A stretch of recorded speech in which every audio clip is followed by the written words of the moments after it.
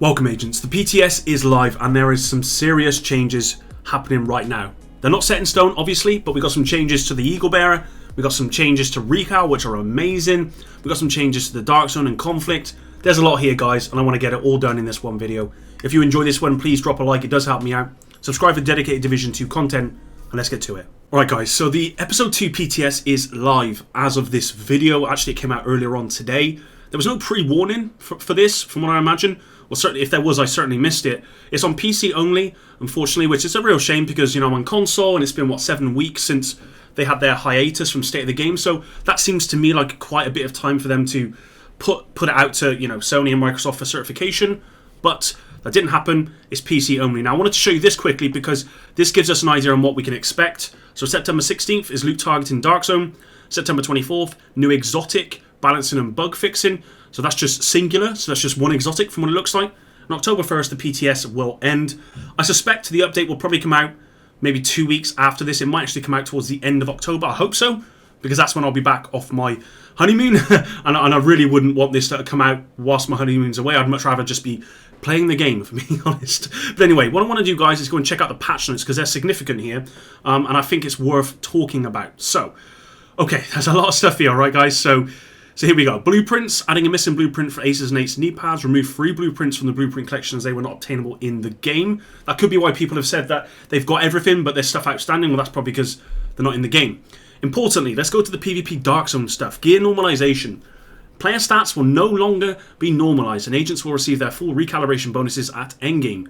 Players below score 500 will still receive stat boost to allow an easier entry into the Dark Zone. Talents continue to have PvP and PvP versions. The UI will now automatically change the talent text inside and outside of normalized PvP. That's a good one.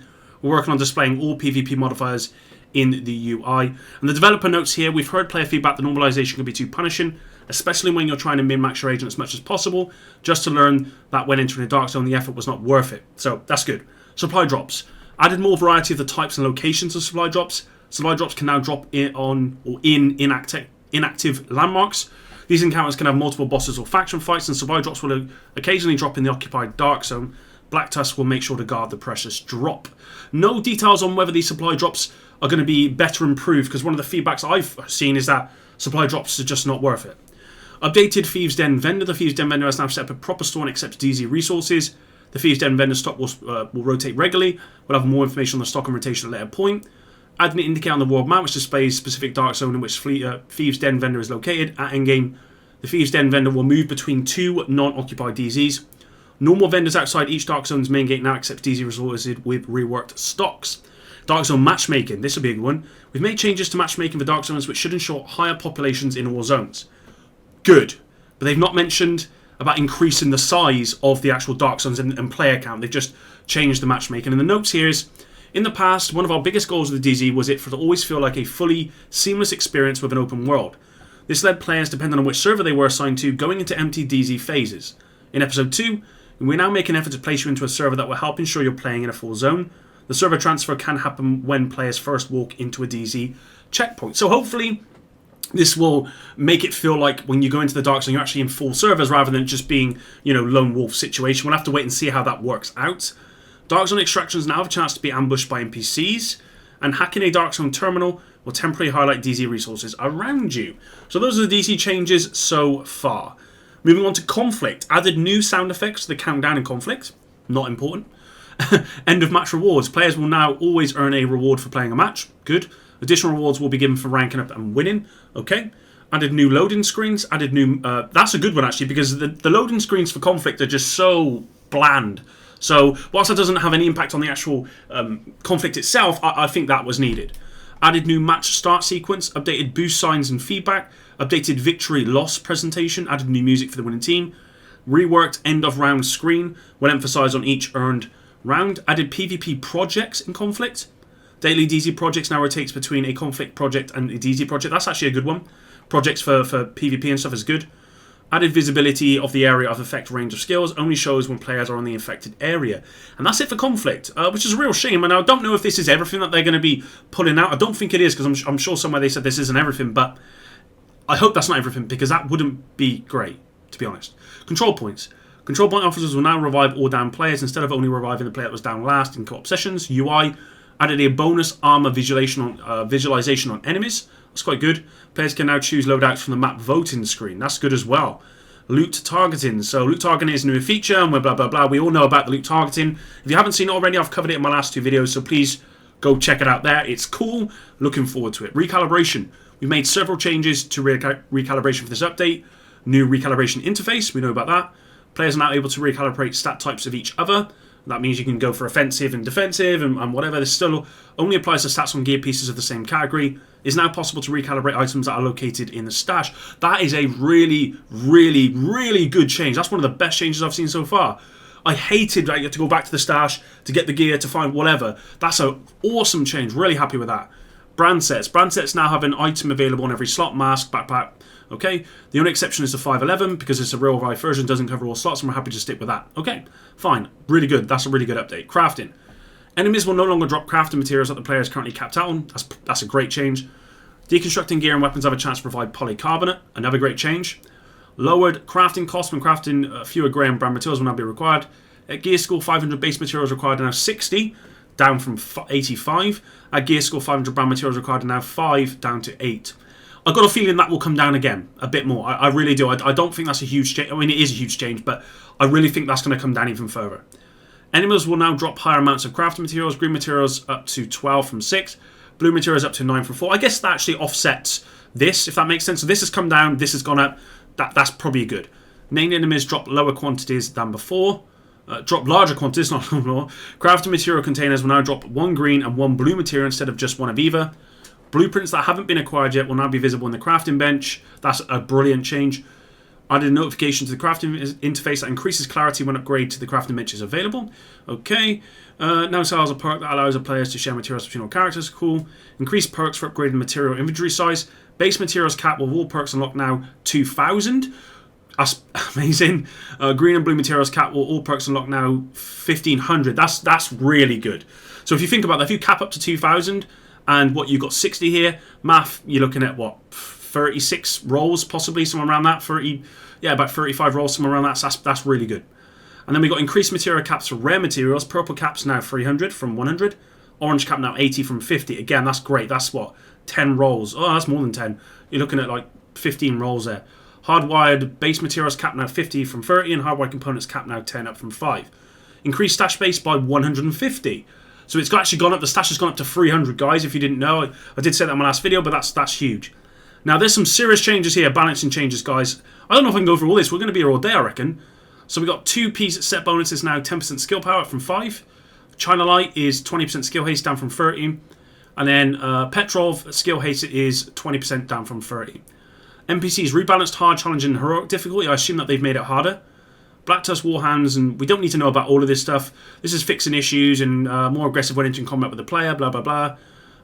Okay, so they've decreased outcast tank and underground tank health, okay. Blah, blah, blah, and we don't really need to talk about that, but generally it looks as though they've made some good changes to NPCs. It looks like they're going to be made a little bit harder as well, which is good. Seeker Mine, increased damage of explosive Seeker Mine by 20%. I don't know about that. I mean, I thought the Seeker Mine was already really strong. If they've changed it for PvP only in normalized modes, fine. But for this, I don't know about that. Increased damage of Cluster Mine Seeker Mines. Again, I don't know about that because I think they're already really, really strong. I could be wrong, but increased cooldown on Blind the Firefly from 60 to 90 seconds. That's a good thing because Blind the Firefly was actually being really spammed in overall in PvP. And I'm not going to read these developer notes, guys. So I'll be here all day. If you want to see these, then please just pause the video. Blah, blah, blah. We'll just go through all this. And then Eagle Bearer lowered Eagle Bearer damage by 15%.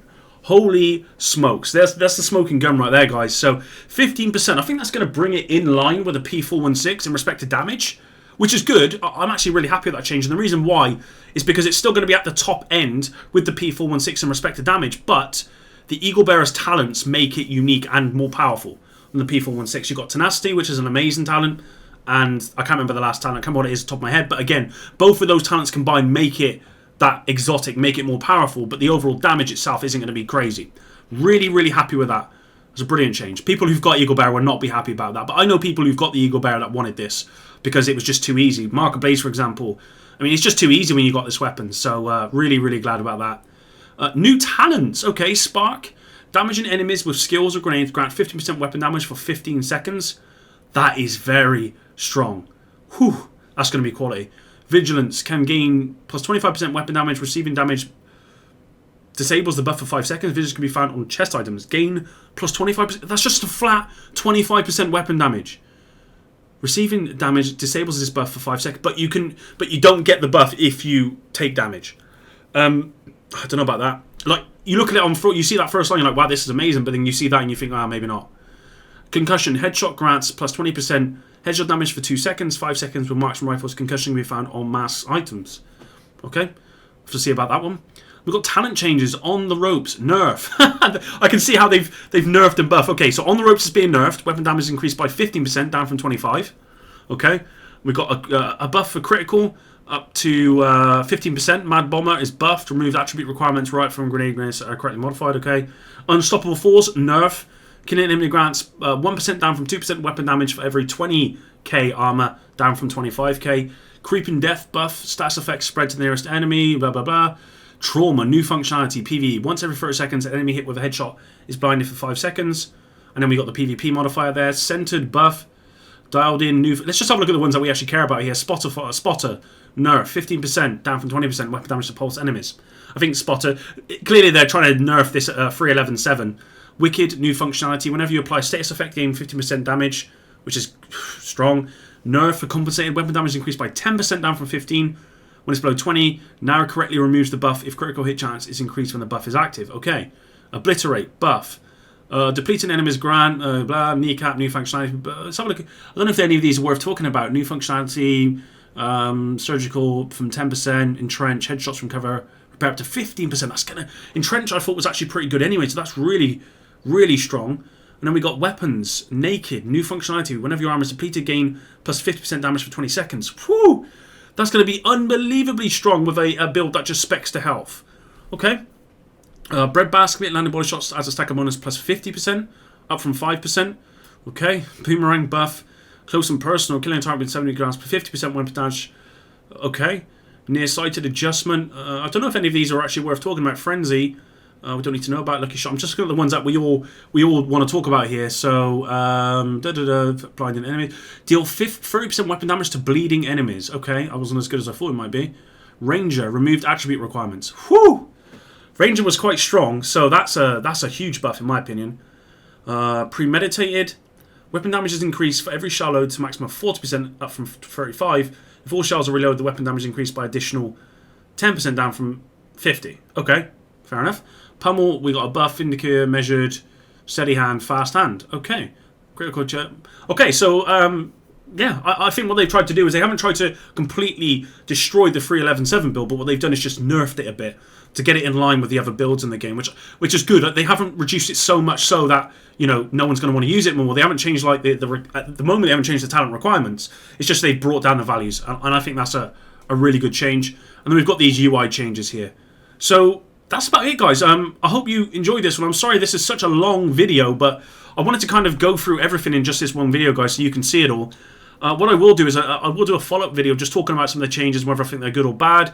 Of course, this is the first iteration of the PTS, so all of this could change over the next coming weeks. We'll have to wait and see. But the highlight for me, I don't know. I think the Eagle Bearer buff nerf was something that I knew was coming, so it's not really a highlight, so to say. I think this, it sounds strange, but this recalibration change for me is perfect, and all this recalibration stuff where they've reduced the values is really good and increased, you know, all your matte material size and stuff. I think that's all good. But anyway, hopefully you enjoyed this video. If you did, please drop a like. It does help me out. Till the next one, epic out.